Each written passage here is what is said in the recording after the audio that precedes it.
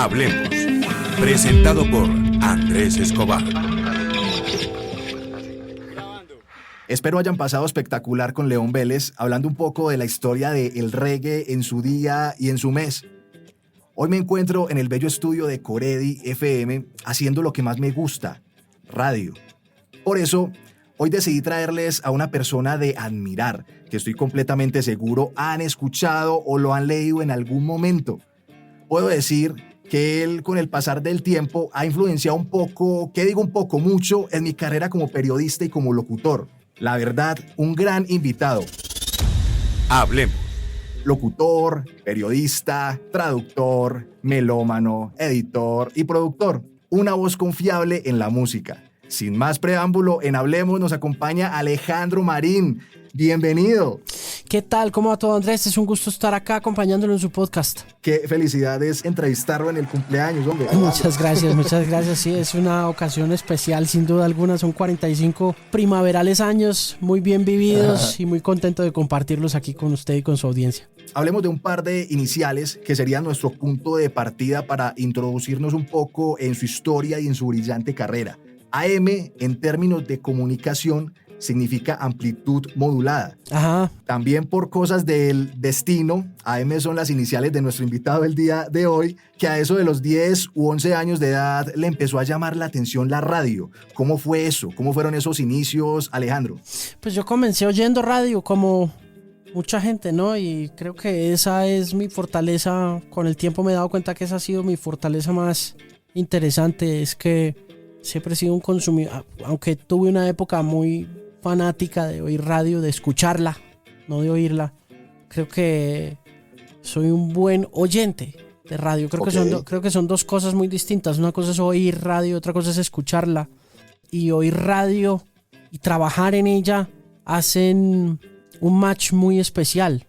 Es cierto. Uno puede entender al consumidor mucho más cuando oye radio. Entonces, mi inicio en la radio fue precisamente oyéndola y viendo a mi mamá oírla. Creo que esa fue la manera de consumir radio. Y así fue como ya después me convertí en una escucha y un apasionado de ella cuando empecé a trabajar en Veracruz, ¿no? Bueno, ya que tocas el tema familiar, algo que es bonito y es poesía y radio. Mi mamá siempre fue una apasionada de la poesía. Ella siempre tuvo una cercanía especial a la declamación y a la oratoria.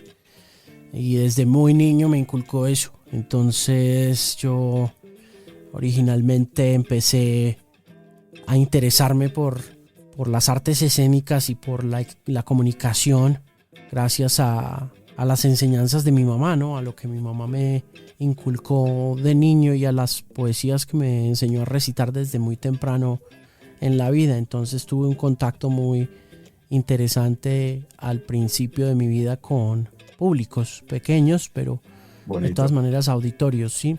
O sea que, 10, 11 años, pasaron los años y pasaste desde servir tintos y llevar desayunos hasta ser editor internacional de figuras como Julio Sánchez Cristo y Néstor Morales. Eso fue más o menos 2000-2002 aproximadamente. Sí, yo empecé mi carrera como se empezaban las carreras de radio en ese momento, en el 95, 96, y era un poco chupando rueda, ¿no? Sí, total. Probando suerte también. Sí, ¿no? Y yendo a estudios y yendo a emisoras y ofreciéndose a trabajar y adquirir experiencias sin obtener ninguna remuneración. Creo que ese fue siempre el camino de los que empezamos en radio. Entonces yo hice mucho de eso, ¿no? Y eso lo hice muy temprano en la vida. Eso lo hice como a los 13 años. Ya después creo que rápidamente me metí en el mercado laboral. Por un tiempo estuve trabajando ya, ganando dinero en Veracruz Internacional en 1995 y ya después, en 1998, conseguí mi primer trabajo aquí en la ciudad de Bogotá y fue cuando ya empecé a trabajar oficialmente pues en radio y como a perder la virginidad como disc jockey, ¿no? Sí, total. Así fue como comenzó todo y ya pues eso fue evolucionando y creciendo en una serie de trabajos que afortunadamente Evolucionando. aparecieron. En esta conversación que llevamos acá, ronda la frase pasión por la música.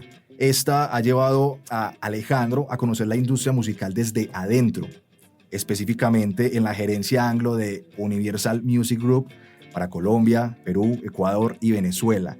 ¿Cómo fue esa experiencia? Porque para mí es muy pro. Cuéntanos un poco sobre eso. Fue muy enriquecedora porque durante mucho tiempo yo había sido fan y no sabía nada de la industria de la música. Yo tenía una idea de que había una industria de la música y había leído muchas cosas sobre ella, pero no sabía cómo funcionaba por dentro y llegué en un momento muy difícil de esa industria que fue pues la debacle inmediatamente después de la digitalización de la misma.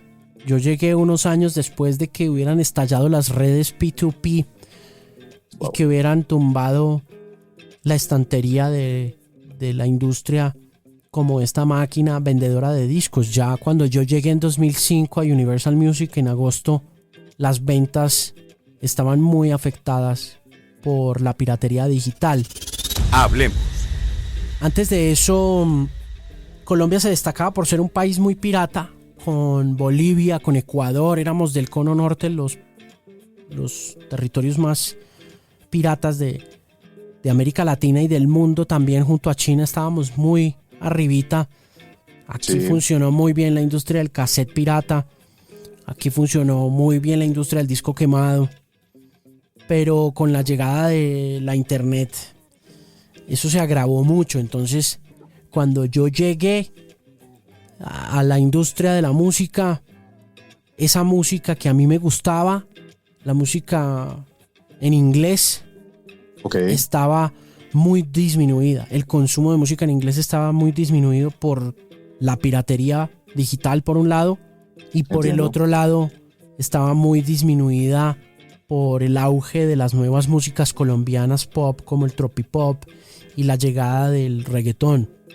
Entonces fue muy enriquecedor llegar y ver cómo funcionaba esa música y por qué a uno le termina gustando la música que le gusta y qué papel juega la industria en esos gustos particulares. Uno siempre tiene esta idea de que a uno le gusta cierta música por combustión espontánea o por naturaleza, y la verdad es que gran parte de los gustos que uno adquiere los adquiere porque hay toda una maquinaria garantizando o asegurando que a ti te guste esa música. Entonces creo que fue un complemento muy interesante de mi consumo musical y de mi pasión por la música. Ya que estabas tocando algo sobre la piratería musical, que es algo que todavía se ve en grande, hay un país que tengo claro de que la piratería y, digámoslo, en temas ya radiales, la payola es penalizada, muy fuerte. No sé, el escándalo de la payola de 1958 en Estados Unidos fue un caso que estaba conectado a otro que el FBI estaba investigando y que tenía que ver con una serie de fraudes que se habían producido dentro de una forma emergente de entretenimiento en televisión muy conocida como los programas de concurso. El programa de concurso se vio intervenido por el FBI porque la investigación indicaba que estaban arreglados los premios, y eso produjo una segunda investigación, esta vez en la radio. La radio empezó a mover una plata ilegal, por lo general plata lavada, más que todo. Había mucho lavado de activos en ese movimiento, y ese fue el escándalo de la payola. El escándalo de la payola es una investigación bien profunda que termina descabezando a un hombre que fue clave en la explosión del fenómeno conocido como el rock and roll, llamado Alan Freed. Alan Freed había sido el disc jockey que había liderado dos cosas muy importantes en la era de la posguerra. La primera, la integración racial a través de la música, porque el rock and roll Sí. era una música negra y Freed había logrado unos momentos muy interesantes en cuestiones culturales al ofrecer conciertos para gente de diferentes razas en un momento en que los Estados Unidos estaban muy segregados. Freed era de Ohio y estaba como en la mitad del país, y eso pues digamos que geográficamente tiene un significado también social muy interesante, porque no estaba ni al oriente estadounidense, donde se estaba educando al nuevo norteamericano, donde se estaba produciendo, digamos que la inteligencia o la intelectualidad norteamericana del siglo XX, y al sur de los Estados Unidos se estaba produciendo la segregación post abolición de la esclavitud. Es un tema bien profundo. Entonces Freed ayudó mucho con eso, pero a Freed, con la integración de las dos razas, estando en la mitad del país, Freed no era ni todo lo progresista que se veía en Connecticut, que se veía en Nueva Inglaterra, que se veía en Nueva York, pero tampoco era retrógrado conservador del sur de los Estados Unidos, donde nadie que fuera negro podía entrar al mismo baño que un blanco o subirse. Él estaba en la mitad, literalmente. Sí. Entonces, esa área grisácea en la que habitaba Alan Freed fue muy permeada por el dinero, y muchos de esos dineros eran muy mal habidos, o muchos de los dineros que alcanzaron a entrar a la industria de la música entraron para financiar otro tipo de actividades delictivas, como las apuestas ilegales, la prostitución, la droga, el tráfico de cocaína, que apenas estaba arrancando en los 50. Entonces, el escándalo de la payola arranca precisamente porque esta investigación que hace el FBI está persiguiendo esas platas ilegales que se están metiendo al negocio de la música y que terminan en una serie de bacanales y de fiestas en el sur de la Florida, a la que va toda la industria de la radio, con los dineros del narcotráfico, de la mafia italiana y de muchos otros actores que en ese momento financiaron carreras y financiaron éxitos. Entonces Freed termina pagando, por decir algo, los platos rotos de toda una operación delictiva, y se produce esta ley contra la payola en Estados Unidos que a pesar de ser, digamos que ilegal, sigue funcionando, y que en ocasiones posteriores se ha demostrado que las grandes casas discográficas pues han cometido ese delito muchas veces después de que sucediera el escándalo del 58. Hablemos. Soy fiel oyente a Bilingual Podcast, que es uno de los podcasts de Alejandro Marín, quizá uno de los mejores que rondan todas las plataformas. Su entrevista con Sean Paul, Yoto el de Orishas, el productor y compositor marroquí Redouane, temas polémicos como el de Psycho en pandemia, en fin, va un poco más de 227 capítulos. Alejandro, al ver todo este trabajo tan brillante y tan bien hecho, uno se pregunta, ¿pero cómo hace? ¿Pero cómo hace, por Dios? Alejandro, ¿te han negado alguna entrevista o tenés alguna anécdota referente como a ello? Sí, claro, no, a mí me niegan entrevistas todo el tiempo. Yo obviamente, yo pido entrevistas y no me las dan. Por ejemplo, Margarita Rosa de Francisco nunca me ha querido dar una entrevista. Oiga, Margarita, por favor. No, ella es la definición perfecta de lo que los estadounidenses llaman el California No. Californiano. El California No, o el no californiano, para traducirlo, es una forma de decirle que no a alguien sin decírselo. Yo le he pedido a Margarita Rosa por ahí 5 veces una entrevista. Y le he escrito al Instagram y me ha contestado, listo, hable con mi manager, y no me la da. Y no me va a dar la entrevista. O sea, ya lo tengo súper claro. Como que ya, Ok. I understand, Margarita, you're not gonna give me the interview. Pero bueno, también a Henry Rollins, el reconocido cantante de Black Flag y de Rollins Band, le pedí el año Ok. pasado una entrevista y me dijo que no. Esas son como las 2 últimas entrevistas que me han negado.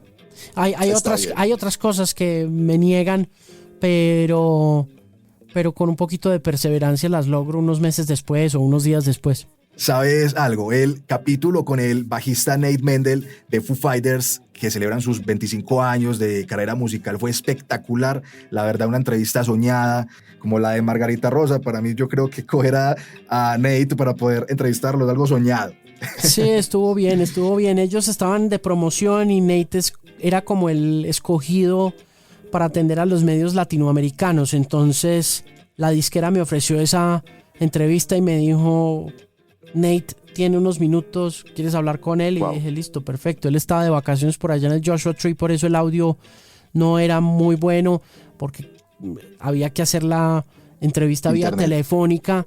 Yo Ok. quería hacerla pues por Zoom, que me garantizaba más, pero no se logró, de manera que pues sí, fue una experiencia interesante, aunque pues nunca va a ser igual a conseguir a un Dave Grohl, por ejemplo, ¿no? Pero pues Sí, ese total, personaje es un total. a él lo guardan precisamente para hacer la promoción del mercado grande, que es el mercado estadounidense. Entonces tú lo ves, esa misma semana que Mendel está atendiendo a los medios suramericanos, él está atendiendo a Jimmy Fallon, hablando con Stephen Colbert, haciendo un documental con Pharrell Williams, está hablando con Barack Obama, ¿no? Como todas esas cosas. Espectacular. Es un poco la dinámica del negocio.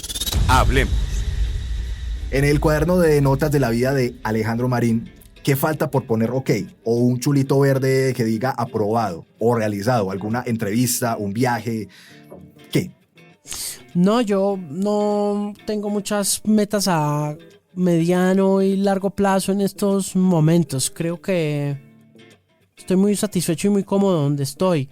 No hay un viaje planeado en estos momentos en realidad, pues porque la situación no está como para viajar. Total. De pronto poder cubrir primavera 2022 podría ser una meta interesante, pero pues ya he hecho también muchos de esos festivales. Entonces ahorita estoy disfrutando mucho lo que sucede en el momento y trabajando mucho en el aspecto táctico, que me cuesta mucho más que el estratégico. A mí lo táctico me escapa, me huye a ratos. Dificulta. Sí, se me dificulta. Entiendo. Para lo estratégico he sido muy bueno en los últimos 11 o 12 años de carrera, pero ahora sí siento que hay que ser mucho más tácticos. Entonces digamos que mis metas son muy a corto plazo y es sacar ese podcast hoy, editar ese podcast hoy, ponerlo a hacerle una distribución decente, conseguir unos números que sean estables y consistentes, estar produciendo. Creo que es ahorita como la meta. No sé si se me pasó decirles que Alejandro también escribe y lo hace para medios muy importantes como El Espectador, El Tiempo, en fin. Y tiene su propio libro llamado Historia Secreta de la Música. Alejandro, a eso del año 2019 sale a luz este gran libro. Cuéntanos un poco de él y por qué decidiste escribir un libro. Es difícil. Mucho, es una tarea compleja pero muy bonita de hacer. Y esa fue una invitación que me hicieron en Planeta. Esa invitación me la hizo Andrés Sarmiento, y con Juanita Escayón, quien fue mi editora para ese libro, y con Juan Felipe San Miguel, el diseñador gráfico, nos sentamos a organizar un plan de trabajo basado en 4 ideas puntuales, que eran el sexo, la guerra, la música y las mujeres. Habrá segunda parte. Yo creo que sí, tengo muchas ganas de terminar de escribir un par de cosas que estoy haciendo ahí a propósito de lo que ha sucedido en pandemia. Tengo como 4 puntos de partida nuevamente para poder arrancar a hacerlo, pero me he colgado mucho con la redacción y creo que va a esperar un año más, pero sí espero que el año que viene tengamos un nuevo libro. Hablemos. Uno siempre tiene un plan B en la vida. Es decir, si no me sale por un lado, lo haré por el otro. Alejandro, si no fuese por la música, si no fuese por las letras, Alejandro Marín, ¿qué estaría haciendo el día de hoy? Probablemente enseñando inglés. Creo que en eso soy muy bueno, soy buen profesor de inglés. Es probable que estaría como ejerciendo la docencia. Estoy seguro también que su vida está llena de hits mundiales, sonidos maravillosos, etc. En la playlist de su vida deben haber 3 canciones que le alegran la vida o lo acompañan en su día a día. A mí esa playlist me cambia con el tiempo. Yo no soy muy estático. Obviamente tengo cosas a las que vuelvo con mucha frecuencia y hay discos que me gusta volver a oír una y otra vez, ¿no? Pero me gusta mucho la variedad. Por estos días, por ejemplo, estoy oyendo una canción que me gusta mucho, que la tengo justo aquí, que se llama Get Some de Hiatus Coyote, que es una banda de Australia, con un compositor brasileño que se llama Arthur Verocai. Por estos días también hay una canción muy bonita de C. Tangana con Elías Ochoa que se llama Muriendo de Envidia. Es de locos. Y es una gran canción del que yo considero es el mejor álbum que se ha hecho este año en el mundo, que es el madrileño. Y lo de Jungle, que viene ahorita para agosto, el tercer disco de la banda británica que hemos apoyado mucho desde la emisora y con la que hicimos un concierto en Bogotá muy chévere en 2019 en mayo. Lo nuevo de Jungle, las 3 canciones que están por ahí circulando, que son Keep Moving, las otras 2 que es una colaboración que se llama Romeo con Bass.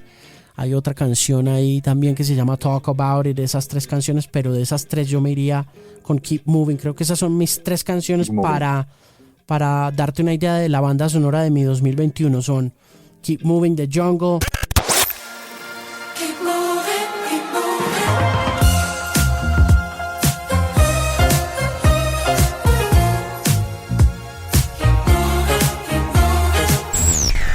Muriendo de Envidia de C. Tangana y Elías Ochoa. Y a Dios no lo quiera, pierdo los cuartos y mi talento. Le juro a todos los presentes que voy a morirme. Y Get Some de Hiatus Coyote.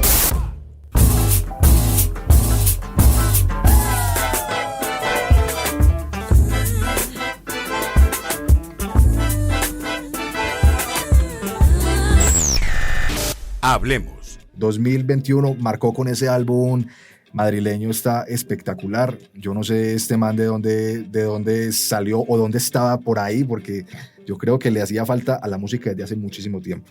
Sí, Tangana, de hecho está en el podcast antes que lo conocieran, antes que se hiciera famoso. Estuvo en el podcast como en 2017 cuando vino por primera vez a Colombia. O no sé si por primera, pero sí cuando se presentó o cuando lo vi por primera vez en vivo en Bogotá, en Bugaloop. Y tengo que darle crédito acá en este podcast por ese descubrimiento a Gonzalo Rodríguez de Radiónica. Gonzalo Rodríguez, ok. Creo que Gonzalo fue el descubridor de Tangana para este mercado y es el que más fuerza le ha hecho. Y pues ya sabes, por ahí dicen los memes que la gente que te muestra música nueva es importante y parte de esa importancia radica en darles el crédito. Así que yo creo que quien se lleva las flores de ese descubrimiento para Colombia y para los consumidores de este país es Gonzalo, Don G. Ok. Alejandro, ¿qué le dirías a esos nuevos locutores, periodistas, podcasters que nacen hoy? Que sean juiciosos y consistentes a pesar de lo difícil que puede ser. Es lo más complejo de nuestro oficio, es ser constantes y sacar ese contenido allá afuera o con regularidad o con puntualidad. Ser puntuales en el cumplimiento de la cita con el consumidor, porque en una era en que todo parece estar muy al servicio del capricho del consumidor o del usuario, es más importante que nunca ser disciplinados y tener una hoja de ruta clara y sencilla para poder implementar los productos y los contenidos. Sobre todo cuando se es independiente y cuando se está construyendo nuevas audiencias a partir de redes sociales, es muy importante tener claro un camino que dé unos resultados rápidos, inmediatos y económicos. Entonces, parte de esos planes nace con la puntualidad o el ejercicio responsable de sacar un contenido con una frecuencia determinada, ¿no? Sin que se vuelva tampoco una camisa de fuerza, porque se puede también en el mundo de la creatividad y del periodismo o del audio ser muy libres, pero sí cuidando evitar o evitando un poco el espíritu de procrastinación que es muy complicado, y entendiendo también que la gente está siendo bombardeada por todas partes con contenido, entonces teniendo mucha paciencia en ese proceso, porque a veces los números no te acompañan cuando estás arrancando, pero con el tiempo siento que hay una recompensa en ese ejercicio de publicar con juicio, ¿no? Hablemos. Su conocimiento de música y de cultura pop en general lo hacen uno de los analistas más confiables, reconocidos y respetados por la música en la actualidad. Toda mi admiración a su carrera y a la gran persona que es. Gracias, Alejandro, por estar con nosotros en este capítulo de Hablemos. Muchas gracias, Andrés, por la invitación, y espero que siga adelante con este ejercicio de audio emocionante. Espero que nos volvamos a ver en otra ocasión. Gracias, Alejandro. Gracias a todos por estar escuchándonos. Recuerden seguir nuestra playlist en Spotify, World Music, y también @TheMusicPimps. Ahí está también activado en todas las redes sociales. Chao, chao. Hablemos.